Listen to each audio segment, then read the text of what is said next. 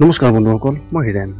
আজি আপোনালোকক এই ভিডিঅ'টোৰ জৰিয়তে এই 2024 বৰ্ষৰ অক্টোবৰ মাহটোত এই দুই ৰাশি ব্যক্তিসকলে কেনেদৰে ফলাফল লাভ কৰিব তাৰে সম্পূৰ্ণ তথ্য আপোনালোকক এই ভিডিঅ'টোত আগবঢ়োৱা হৈছে। প্ৰথমে মোৰ চেনেলটো আপোনালোকে ছাবস্ক্ৰাইব কৰি ল'ব, যাতে মোৰ পিছৰ ভিডিঅ'বিলাক আপোনালোকে সহজে লাভ কৰিব পাৰে। লগতে মোৰ ভিডিঅ' যদি ভাল লাগে তেন্তে লাইক আৰু শ্বেয়াৰ কৰিব, কমেণ্ট কৰি আপোনালোকৰ মনোভাৱ প্ৰকাশ কৰিব। এতিয়া আহোঁ মূল বিষয়লৈ। এই ভিডিঅ'টোৰ জৰিয়তে এই 2024 বৰ্ষৰ অক্টোবৰ মাহটোত কুম্ভ ৰাশি ব্যক্তিসকলে কেনেদৰে ফলাফল লাভ কৰিব। সৰ্বপ্ৰথম পাৰিবাৰিক জীৱনৰ ক্ষেত্ৰত এনেধৰণৰ পাৰিবাৰিক জীৱনৰ ক্ষেত্ৰত আপোনালোকৰ মধুৰ আচৰণ আপোনাৰ প্ৰতি পৰিয়ালৰ লোকৰ আকৰ্ষণ কৰিব পাৰে আৰু আপোনাৰ কথাত তেওঁলোক আপলোড হ'ব। আপোনাৰ ঘৰত সুখ শান্তিৰ পৰিৱেশ থাকিব আৰু সকলোৱে একেলগে ক'ৰবালৈ ওলাই যোৱাৰ পৰিকল্পনা কৰিব পাৰে। এই মাহত আপুনি নিজৰ কামত ব্যস্ত থকাৰ বাবে পিতৃ মাতৃক বেছি সময় দিব নোৱাৰিব, কিন্তু তেওঁলোকৰ সেৱা কৰাৰ অনুভূতি আপোনাৰ মনত থাকিব। ভাই ভনীৰ পৰা আপুনি সম্পূৰ্ণ সমৰ্থন পাব, যিয়ে আপোনাৰ মনটো সুখী কৰি ৰাখিব।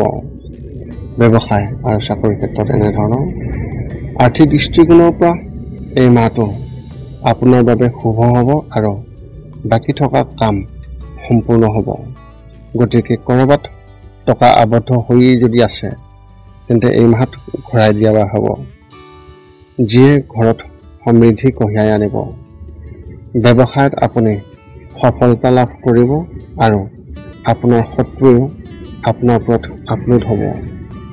বজাৰত আপোনাৰ সন্দৰ্ভত ইতিবাচক পৰিৱেশ সৃষ্টি হ'ব।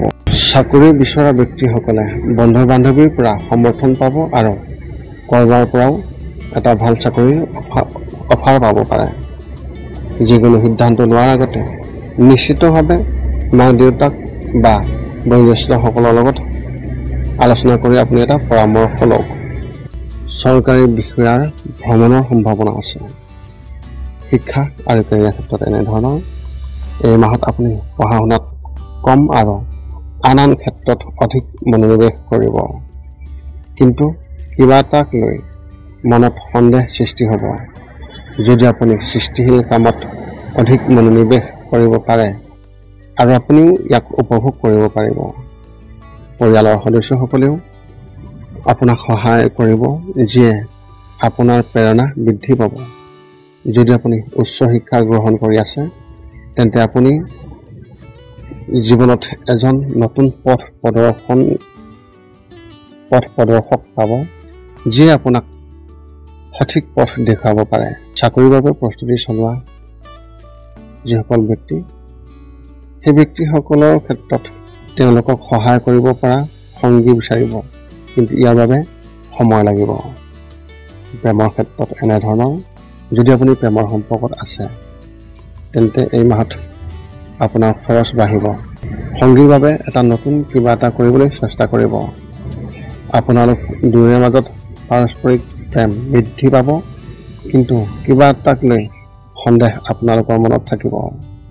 এনে সময়ত কথাবোৰ মনত ৰখাতকৈ মুকলিকৈ কথা পাতিলে বেছি ভাল হ'ব। যদি আপোনালোকৰ বিবাহ হোৱা 10 বছৰতকৈ অধিক হৈছে তেন্তে আপোনাৰ সংগীৰ ওপৰত আপোনাৰ আস্থা অধিক দৃঢ় হৈ উঠিব।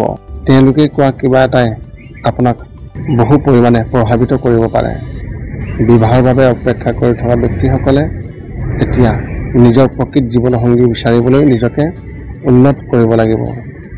স্বাস্থ্যৰ ক্ষেত্ৰত এনেধৰণৰ মাহৰ আৰম্ভণিতে ঠাণ্ডাৰ লগত জড়িত সমস্যা হ'ব পাৰে, গতিকে ঠাণ্ডা বস্তু সেৱন কৰাৰ পৰা বিৰত থাকক আৰু বৰষুণৰ পৰা আঁতৰি থাকক। উচ্চ ৰক্তচাপত ভুগি থকা ব্যক্তিসকলে এই মাহত নিজৰ বিশেষ যত্ন ল'ব লাগিব আৰু উপযুক্ত খাদ্যাভ্যাস বজাই ৰাখিব লাগিব। আপুনি মানসিকভাৱে সুস্থ হৈ থাকিব আৰু সৃষ্টিশীলতা বৃদ্ধি পাব। সকলোৰে লগত কথা পাতি থাকোঁতে নিজৰ আচৰণ কোমল কৰি ৰাখক আৰু সহজভাৱে মিঠাকৈ কথা কোৱাৰ চেষ্টা কৰক। আপোনালোকৰ এই মাহত শুভ সংখ্যা হিচাপে 6 আৰু শুভ ৰং হিচাপে আপুনি এই মাহত হালধীয়া ৰং ব্যৱহাৰ কৰিব পাৰে। এতিয়া আপোনালোকলৈ এক বিশেষ পৰামৰ্শ আগবঢ়োৱা হৈছে। মাহৰ মাজভাগত এনে কিছুমান অনুভৱ আপোনাৰ মনলৈ আহিব যিয়ে আপোনাৰ ইচ্ছাত আধিপত্য বিস্তাৰ কৰিব পাৰে। যদি আপুনি একেটা ইগোতে এনে কাম কৰে তেন্তে ইতিমধ্যে কৰা কামসমূহ নষ্ট কৰি পেলোৱা হ'ব। গতিকে এই বিষয়ে আগতীয়াকৈ সজাগ হৈ থাকক। অক্টোবৰ মাহটোত মীন ৰাশিৰ ব্যক্তিসকলে কেনেদৰে ফলাফল লাভ কৰিব তাৰে সম্পূৰ্ণ তথ্য আপোনালোক। সৰ্বপ্ৰথম পাৰিবাৰিক জীৱনৰ ক্ষেত্ৰত এনেধৰণৰ। পাৰিবাৰিকৰ ক্ষেত্ৰত পৰিয়ালৰ সকলো ঠিকেই থাকিব আৰু আপোনাৰ মাতৃৰ ফালৰ পৰা কিছু ভাল খবৰ পাব পাৰে। এনে পৰিস্থিতিত সকলোৰে প্ৰতি নিজৰ আচৰণ কোমল কৰি ৰাখক আৰু যিকোনো ধৰণৰ কাজিয়াৰ পৰা আঁতৰি থাকক। আপুনি আপোনাৰ বেছিভাগ সময় আপোনাৰ পৰিয়ালক দিব আৰু আপোনাৰ স্বভাৱ তেওঁলোকৰ লগত বন্ধুত্বপূৰ্ণ হ'ব, যিয়ে সম্পৰ্কত মধুৰতা কঢ়িয়াই আনিব। যৌথ পৰিয়ালত বাস কৰা ব্যক্তিসকলে কোনো বিষয়ত আত্মীয়ৰ সৈতে মতানৈক্য হ'ব পাৰে আৰু হোৱাৰ সম্ভাৱনাও আছে। আনহাতে আছুতীয়া পৰিয়ালত বাস কৰা ব্যক্তিসকলে নিজৰ পূৰ্বপুৰুষৰ ঘৰলৈ যাবলগীয়া হ'ব পাৰে। ব্যৱসায় আৰু চাকৰিৰ ক্ষেত্ৰত এনেধৰণৰ। ব্যৱসায়ৰ ক্ষেত্ৰত অভাৱনীয় ধন পোৱাৰ লক্ষণ দেখা গৈছে। গতিকে সেই দিশত মনোযোগ ৰাখক আৰু কোনো সুযোগ হেৰুৱাব নালাগে। বজাৰত আপোনাৰ বিষয়ে এটা নেতিবাচক ভাৱমূৰ্তিৰ সৃষ্টি হ'ব পাৰে আৰু আপোনাৰ শত্ৰুৱে আপোনাক ক্ষতি কৰিবলৈ চেষ্টা কৰিব পাৰে। নিজৰ প্ৰকৃতি বন্ধুত্বপূৰ্ণ কৰি ৰাখক, অৰ্থাৎ আপোনাৰ স্বভাৱ আপুনি বন্ধুত্বপূৰ্ণ কৰি ৰাখক আৰু কঠোৰ শব্দ কোৱাৰ পৰা বিৰত থাকক।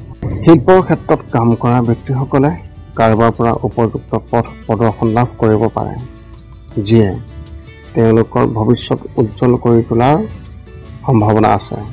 কাম কৰা ব্যক্তিসকলে নিজৰ বাবে নতুন সুযোগ পাব, কিন্তু আপোনাৰ অৱহেলাৰ বাবে তেওঁলোক আপোনাৰ হাতৰ পৰা পিছলি যাব পাৰে। শিক্ষা আৰু কেৰিয়াৰ ক্ষেত্ৰত এনেধৰণৰ। এই মাহটো শিক্ষাৰ বাবে অনুকূল আৰু আপুনি পঢ়া শুনাক লৈ আশাবাদী হ'ব। স্কুলত পঢ়ি থকা ছাত্ৰ ছাত্ৰীসকলে কিবা এটা কথাত বিভ্ৰান্ত হৈ থাকিব পাৰে, যিয়ে বিভ্ৰান্তিকৰ পৰিস্থিতিৰ সৃষ্টি হ'ব। এনে পৰিস্থিতিত সঠিক পথ দেখুৱাব পৰা শিক্ষকসকলৰ লগত পৰামৰ্শ লওক। যদি আপোনাৰ পঢ়া শুনা শেষ হ'বলৈ ওলাইছে আৰু আপুনি নতুন চাকৰি বিচাৰি আছে, তেন্তে এই মাহত আপুনি বহুকেইটা বিভাগত চাকৰি পাব পাৰে, কিন্তু ইয়াৰে কোনো এটালৈ যাবলৈ মন নাযাব। প্ৰেমৰ ক্ষেত্ৰত এনেধৰণৰ। আপোনাৰ কাৰ্যালয়ৰ কোনো সহকৰ্মীৰ প্ৰতি আপুনি আকৰ্ষণ অনুভৱ কৰিব পাৰে, কিন্তু আপুনি নিজৰ মনৰ কথা কোৱাৰ পৰা বিৰত থাকিব। অবিবাহিত লোকে নিজৰ বাবে নতুন জীৱনসংগী বিচাৰি পাব পাৰে। যিসকলে বিবাহৰ বাবে অপেক্ষা কৰি আছে, তেওঁলোকৰ আলোচনা এই মাহত আগবাঢ়িব পাৰে। বৈবাহিক জীৱনত সুখী হ'ব আৰু কিছুমান বিষয়ত মতানৈক্যৰ সম্ভাৱনা আছে, যিবোৰ অতি সোনকালে নাইকিয়া হৈ যাব। এনে পৰিস্থিতিত আপোনাৰ ইগোক আধিপত্য বিস্তাৰ কৰিবলৈ নিব। স্বাস্থ্যৰ ক্ষেত্ৰত এনেধৰণৰ। এই মাহটো স্বাস্থ্যৰ দৃষ্টিকোণৰ পৰা উত্থান পতনেৰে ভৰি পৰিব।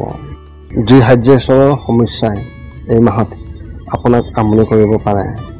গতিকে শৰীৰত পানীৰ অভাৱ হ'বলৈ নিদিব আৰু দিনটোত 2 পৰা 3 লিটাৰ পানী খাবলৈ চেষ্টা কৰক। ডায়েবেটিছ ৰোগীসকলে মাহৰ দ্বিতীয় সপ্তাহত মিঠাই একেবাৰে খাব নালাগিব। আপুনি মানসিকভাৱে চিন্তিত হ'ব পাৰে, যাৰ ফলত খিংখিঙীয়া হ'ব পাৰে। এনে পৰিস্থিতিত যোগক আপোনাৰ জীৱনত স্থান দিয়ক। আপোনাৰ এই মাহত শুভ সংখ্যা হিচাপে 5 আৰু শুভ ৰং হিচাপে আপুনি এই মাহত নীলা ৰং ব্যৱহাৰ কৰিব পাৰে। এতিয়া আপোনালোকলৈ এক বিশেষ পৰামৰ্শ আগবঢ়োৱা হৈছে। যদি আপুনি ব্যক্তিগত খণ্ডত কাম কৰি আছে, তেন্তে এই মাহত অফিচৰ ৰাজনীতিৰ পৰা দূৰত্ব বজাই ৰাখক, কাৰণ পিছত আপুনি ইয়াৰ লগত জড়িত হৈ পৰিব পাৰে। ইয়াৰ ফলত আপোনাৰ চাকৰিটোতো বিপদত পৰিব পাৰে। গতিকে আগতীয়াকৈ যিকোনো ধৰণৰ বিবাদৰ পৰা নিজকে আঁতৰাই ৰাখক। এই মাহৰ ৰাশিফলৰ বৰ্ণন জনাৰ পিছতো কেইটামান কথা মনত ৰাখিব লাগিব। যিকেইটা কাম কৰিলে আপুনি শাৰীৰিক আৰু মানসিকভাৱে আপুনি অতি সুস্থ হৈ থাকিব আৰু লগতে আহিব লগা সংকট খুব সহজে দূৰ কৰাত সহায়ক হ'ব। এই 5টা নিয়ম এনেধৰণৰ। 1 নম্বৰ, শৰীৰটো সুস্থ কৰি ৰাখিবলৈ দৈনিক যোগাসন কৰক, য'ত মূলতঃ 10 মিনিট ওমকাৰ মন্ত্ৰ, 10 মিনিট কপালভাতি আৰু 10 মিনিট উলম বিলম এই যোগাসন জপ কৰিব লাগিব। ইয়াৰ লগে লগে আপোনাৰ শৰীৰ আৰু মানসিক স্বাস্থ্য একেবাৰে নিখুঁত হৈ থাকিব। ৰাতি শোৱাৰ আগতে নিস্তব্ধ আৰু নিৰ্জন ঠাইত 10 পৰা 20 মিনিট ধ্যান ধাৰণা কৰিব লাগে। ইয়াৰ দ্বাৰা 2টা উপকাৰ পোৱা যায়। এটা হ'ল আপুনি ভাল টোপনি পায় আৰু দ্বিতীয়তে পিছদিনা আপুনি সতেজ অনুভৱ কৰে। ধ্যান কৰি থাকোঁতে মধ্যমীয়া শব্দত শান্ত সংগীতো শুনিব পাৰি। 3 নম্বৰ হৈছে প্ৰতি মঙলবাৰে পুৱা নিশ্চয় হনুমান চালিচা পাঠ কৰক আৰু হনুমান মন্দিৰ দৰ্শন কৰক। ইয়াৰ দ্বাৰা আপোনাৰ আৰু আপোনাৰ পৰিয়ালৰ যিকোনো ধৰণৰ সংকট দূৰ হ'ব আৰু সদায় সুখ আৰু শান্তি থাকিব। 4 নম্বৰ হৈছে প্ৰতিদিনে ঘৰৰ বাহিৰত গৰু আৰু কুকুৰক নিশ্চয়কৈ আহাৰ খুৱাওক। লগতে চৰাই আদিৰ বাবেও খাদ্য বা পানীৰ ঘৰৰ ছালৰ ওপৰত ৰাখিবলৈ চেষ্টা কৰক। এই পৃথিৱীখন যিমান আমাৰ সিমানেই সিহঁতৰো। নিতৌ ইহঁতক খুৱাই আমি গুণ পাওঁ আৰু গ্ৰহবোৰৰ কুপ্ৰভাৱ দূৰ হয়। মাজে মাজে চৌপাশৰ দুখীয়াসকলক উপযুক্তভাৱে সহায় কৰক আৰু ভোকাতুৰক আপুনি খুৱাবলৈ চেষ্টা কৰক। এই আছিল এই 2024 বৰ্ষৰ অক্টোবৰ মাহত লাভ কৰিবলগীয়া ফলাফলৰ ৰাশিফলৰ বৰ্ণন। আপোনাৰ মনত যদি এতিয়াও যি সম্বন্ধীয় কিবা প্ৰশ্ন আছে তেন্তে আপোনালোকে এই ভিডিঅ'ৰ তলত কমেণ্ট কৰি আপোনালোকৰ প্ৰশ্ন অৱগত কৰিব পাৰে আৰু সেই প্ৰশ্নৰ উত্তৰ আমি অতি সোনকালে দিবলৈ সকলো সময়তে সাজু আছোঁ। পুনৰ লগ পাম অন্য এটা ভিডিঅ'ত। আজিলৈ ধন্যবাদ।